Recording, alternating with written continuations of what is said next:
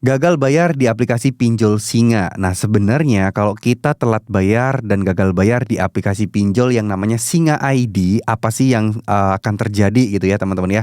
Mungkin di antara teman-teman akan merasa cemas gitu, ketakutan akan seperti inilah, seperti inilah. Ya sebenarnya nggak usah takut yang gimana-gimana ya teman-teman ya.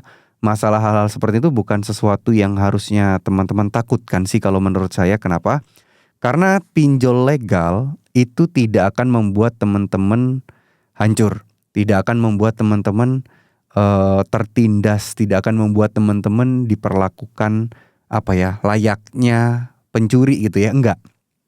Karena pinjol legal mempunyai regulasi-regulasi yang sudah diatur oleh OJK. Nah, aturan-aturan seperti ini loh teman-teman yang harus teman-teman tahu, yang harus teman-teman pahami.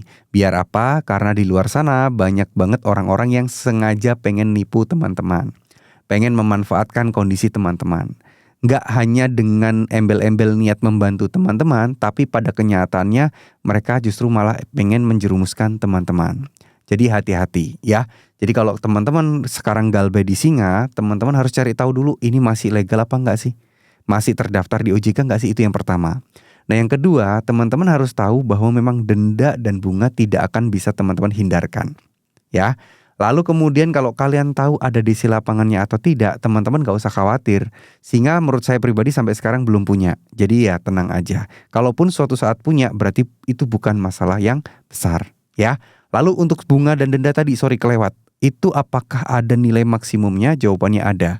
Artinya utang teman-teman ini tidak akan bisa berkali-kali lipat yang sampai 10 kali lipat, 20 kali lipat, itu tidak.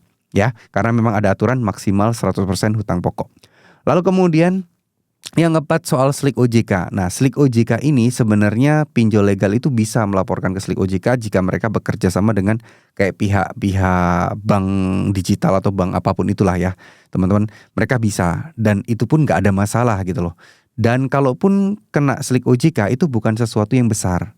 Ya, kenapa bukan sesuatu yang besar? Karena ya selama kalian tidak mau pinjam-pinjam lagi, tidak mau kredit-kredit, itu masih aman. Nah, waktu yang kalian butuhkan untuk melunasi dan menyelesaikan masalah utang ini, ya teman-teman manfaatkan sebaik mungkin gitu loh. Kita tetap berusaha, berikhtiar, berdoa, berzikir, bersolawat, apapun itu kita lakukan biar kita bisa terbebas dari hutang pinjaman online seperti ini. Jangan lupakan doa, jangan lupakan meminta tolong sama Allah.